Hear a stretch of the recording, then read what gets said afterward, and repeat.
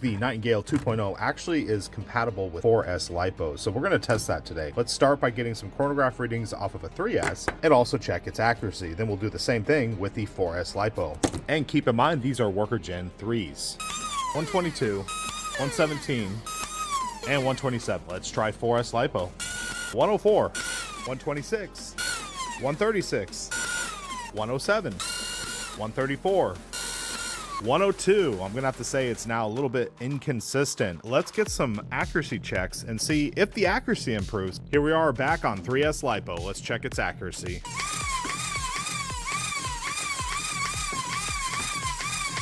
I would say not bad. Here we are at 50 feet on 4S LiPo.